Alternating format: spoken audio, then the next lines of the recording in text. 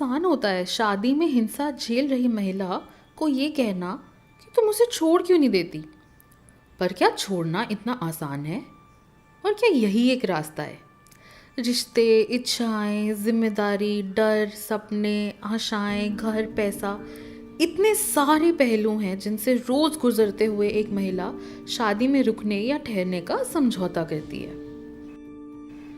निरंतर रेडियो पर the third आई प्रस्तुत करती है केस वर्कर की डायरी, जहां केस वर्करों द्वारा तैयार की गई हिंसा की शब्दावली के पहले शब्द समझौता पर केस वर्करों की खुद की कहानियां सुनेंगे।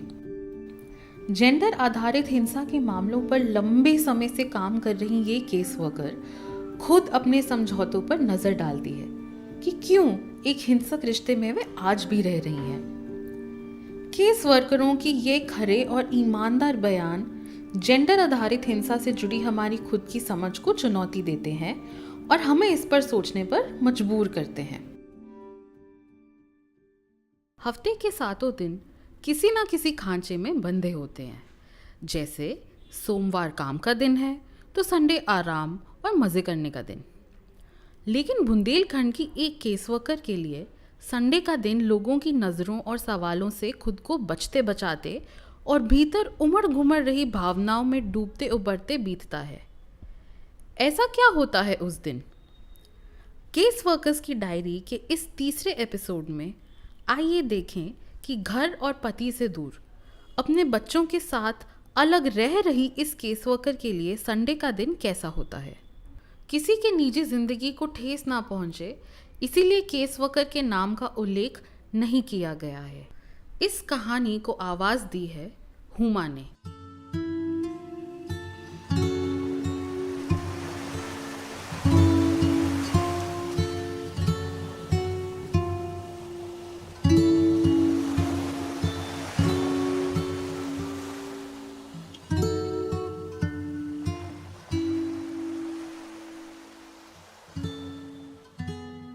संडे का दिन था। आज मुझे अपने ससुराल वाले घर जाना है। मेरा बेटा भी मेरे साथ जाने को तैयार हो गया है। मेरे गांव की कच्ची सड़क थी जहां पर आने जाने का कोई साधन नहीं चलता था। मैं और मेरा बेटा चलते जा रहे थे। मेरे मन में बहुत सारे सवाल लहरों की तरह उठ रहे और समा रहे थे। अचानक मेरे पीछे से बाइक की एक घंटी बजती है जिससे मैं चौंक जाती हूँ। मैंने अपने बेटे का हाथ पकड़ा और किनारे किनारे चलने लगी।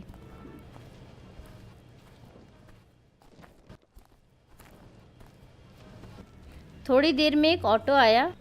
मैंने कहा, भैया रुको। ऑटो वाला बोला, रोड ख़राब है, ज़्यादा सवारी बैठाल कर नहीं चल सकता, ऑटो ख़राब होने का डर रहता है। उसकी बातें सुनकर मुझे बहुत गुस्सा आया। उसने ये भी नहीं सोचा कि कितना छोटा बच्चा मेरे साथ पैदल चल रहा है। मैंने कहा, सत्ताधारी लोगों को तो फ्री में बैठा कर ले जाते हो, तब तुम्हारा ऑटो नहीं ख़राब होता? इतना सब देखकर मेरा बेटा बोला, मम्मी क्या अब और ऑटो नहीं आएंगे? मैंने कहा, नहीं अब नहीं आएंगे, लाया होगा कोई बुक करके। रोड ख़राब है ना, अगर कोई ऑटो चलते भी हैं तो लोग आने जाने का किराया नहीं देते। मेरे बेटे ने फिर पूछा, मम्मी ये लोग ऑटो में आने जाने का पैसा क्यों नहीं देते?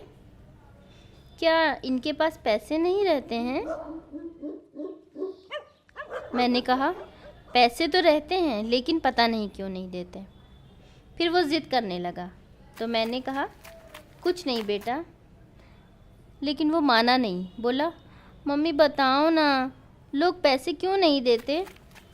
तो मुझे थोड़ा बताना पड़ा। मैंने कहा, देखो बेटा, अपने गांव में जो ठाकुर हैं वो दबंग हैं। ऑटो चलाने वाले पैसे मांगते हैं तो ये लोग इन्हें मारते हैं। ये लोग बोलते हैं अगर ऑटो चलाना है तो हम लोगों से पैसे नहीं मांगना। बस इसी कारण यहाँ ऑटो नहीं चलती। वो फिर पूछने लगा, मम्मी ठाकुरों के पास बंदूक रहती है क्या? मैंने कहा, पता नहीं मुझे। फिर मैंने मन ही मन सोचा कि इसको ज़्यादा कुछ नहीं बताना है। बच्चा है, कुछ चीज़ें इसके दिमाग में ना आ जाएं। मैंने इन सब बातों को दूर करते हुए कहा, वो तालाब देखो कितना सुंदर लग रहा है। उसने कुछ नहीं सुना, फिर वही बात पूछने लगा, मम्मी आप मुझे एक बंदूक दिलवा दोगी ना? मैं उन दबंग लोगों को मार डालूँगा। क्योंकि इन्हीं लोगों के साथ पापा रहते हैं, तभी तो पापा गाली देते हैं और लड़ाई करते हैं। फिर मैंने उसको समझाया, देखो बेटा, वो गंदे लोग हैं, उन जैसा नहीं बनना है। तुम खूब अच्छे से पढ़ना, बड़े होकर कुछ अच्छा करना। चलते चलते मैं अपने गांव पहुंच गई। वहाँ मुझे कुछ महिलाएं मिली। उनमें से कुछ महिलाएं झूठी हंसी हंसते हुए बोली, का तुमका पता नहीं बरसात का मौसम है, कतनी कीचड़ है गांव में, का काम पड़ गवा जो पैदल चली आ रही हो। मैंने भी उन्हें उल्टा जवाब देते हुए कहा, यहाँ मेरा घर है, जब चाहेगा तब यहाँ आएंगे, यहाँ आने के लिए किसी की इजाज़त नहीं चाहिए। पड़ोस की चाची सास बोली, अकेले आए जाए में तुमका डर नहीं लागत? हम तो तुम्हारे चाचा के बिना कहीं जाते ही नहीं हैं। हमने भी मजाक करते हुए अच्छा जवाब दिया, चाचा को डर रहता है कि चाची कहीं चली ना जाए, हमारे पति को डर नहीं रहता कि मैं कहीं भाग जाऊंगी। यह सब सुनकर मुझे बहुत गुस्सा आ रहा था, लेकिन किसी को जता नहीं पा रही थी। जैसे ही मैं घर पहुंची तो मेरी सास ने दरवाज़ा खोला और मुड़कर पीछे हट गई। बोली, कुछ पता चला? वो कहाँ गवा? कौनो फ़ोन आवाऊ का? मैंने कहा, मुझे नहीं पता, मेरे पास भी कोई फ़ोन नहीं आता। मैं सीधे अपने कमरे में गई और गिलास में पानी लिया। पानी पीकर मैं एक कोने में बैठ गई। मैंने अपने चारों तरफ देखा और सोचने लगी, मुझे अभी इस घर को छोड़े हुए 4 ही महीने तो हुए हैं, लगता है कई सालों से यहाँ आई नहीं। मुझे इस कमरे की सारी चीज़ें याद आने लगी जो मेरे साथ 10 साल पहले से हो रही थी। जिस कोने में मैं आज बैठी हूँ, इसी जगह मुझे मोबाइल चलाने को नहीं मिलता था। अगर मुझे कुछ काम होता और मोबाइल मांगती तो बोलते कि तुम दिन भर सारा काम नहीं कर पाती हो जो रात में भी लेके बैठ जाती हो। तो मैं अपने आप से समझौता कर लेती, ठीक है सुबह कर लेंगे। अगर मोबाइल मांगने की कोशिश करती तो धमकी देता कि मोबाइल फोड़ के फेंक देंगे, जिससे बच्चे मुझसे बोलते, मम्मी आप सुबह कर लेना, नहीं तो पापा लड़ाई करेंगे। इसी घर में 4 बजे से उठकर कितना सारा काम करती। पति इसी जगह सोता रहता था। जब पति शराब के नशे में आता था तो बस यही सोचती थी कि रात कैसे कटेगी। जिस दिन कोई रिश्तेदार आ जाता तो मुझे पूरी रात नींद नहीं आती कि सुबह ऑफिस के समय तक मुझे पूरा काम निपटा कर तैयार होना है। जब मैं ऑफिस जाती थी तो दिन में डर रहता था कि पता नहीं कहाँ गया होगा, शराब पीकर तो नहीं पहुँच गया घर, क्योंकि बच्चे डरते थे।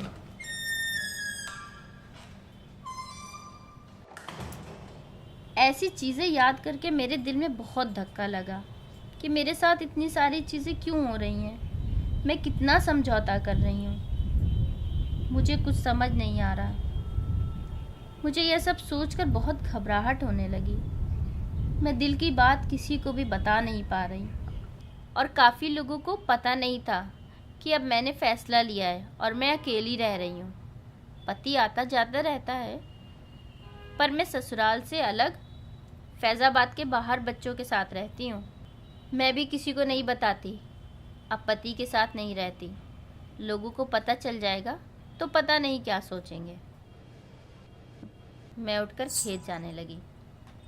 खेत पर पहुंची तो खेत पर लगे महुआ के पेड़ के नीचे बैठ गई और सोचने लगी, पता नहीं कब तक मेरे साथ ऐसा होगा। पिछले 10 सालों में मुझे पेड़ से ऐसा लगाव हो गया था कि जैसे मुझे अपनी जिगरी सहेली बुला रही हो और खूब बातें करने को बोल रही हो। मैं कभी पेड़ की डाली को देखती, कभी लहलहाती पत्तियों को देखती। पेड़ से बहुत ठंडी हवा आ रही थी। उस हवा से मुझे ठंड महसूस हो रही थी, जैसे मैंने दिन भर की थकान, गुस्सा उसको सब दे दिया।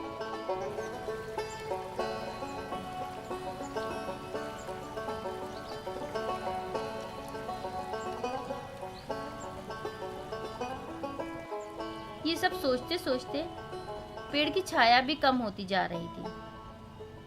सूरज ढलता देखकर अनुमान लगाया कि शायद 3 बज गए होंगे। मैं ससुराल वाले घर वापस आई। ज़रूरत की चीज़ें उठाईं, जैसे बच्चों के कपड़े, राशन उठाया। अपने बेटे को लेकर वापस गांव के बाहर कमरे पर चली आई। सबको कहा था बच्चों की पढ़ाई के लिए वहाँ रहती हूँ। अपने कमरे में 2 घंटे आराम से लेटी रही। हेलो फ्रेंड, स्वागत है आपका।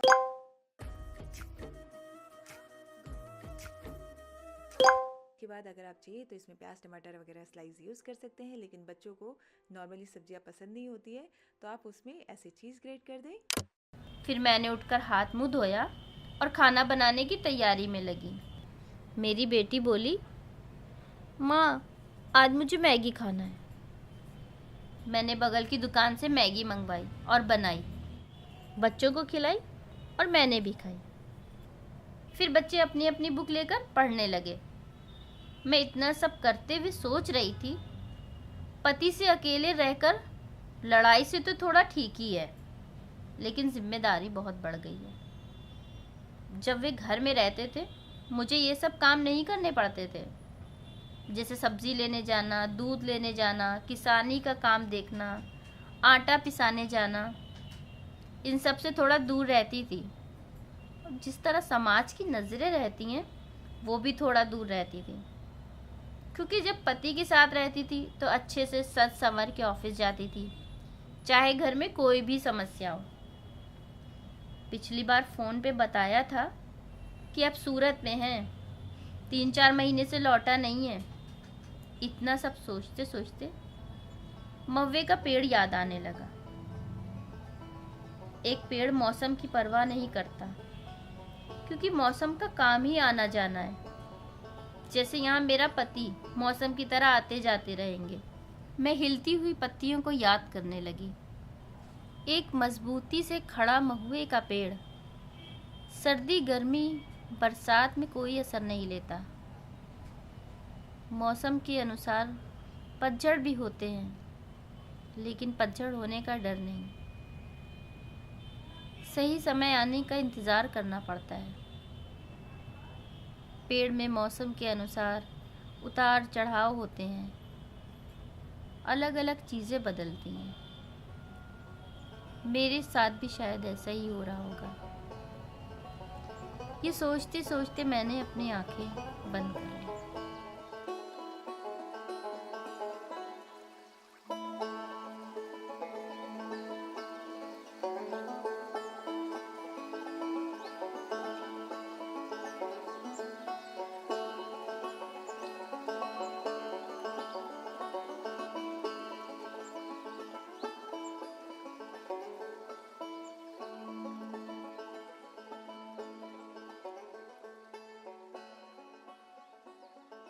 केस वर्कर्स द्वारा तैयार की गई हिंसा की शब्दावली के पहले शब्द समझौता से ये आखिरी पन्ना है। किसी की निजी जिंदगी को ठेस ना पहुंचे, इसीलिए केस वर्कर के नाम का उल्लेख नहीं किया गया। केस वर्कर्स की डायरी के जरिए उत्तर प्रदेश के अलग अलग जगहों से जुड़ी 12 केस वर्कर के शब्दों और पन्नों को हम आगे भी आपके सामने लाते रहेंगे। हिंसा की शब्दावली से जुड़े लेख और साक्षात्कार के लिए द थर्ड आई की वेबसाइट पर जाएं। इस पॉडकास्ट को प्रोड्यूस और डिज़ाइन किया है जूही जोतवानी ने और इसके स्क्रिप्ट पर काम किया है माधुरी, अपेक्षा, सुमन और आस्था ने। निरंतर रेडियो पर केस वर्कर की डायरी के लिए जुड़े रहें।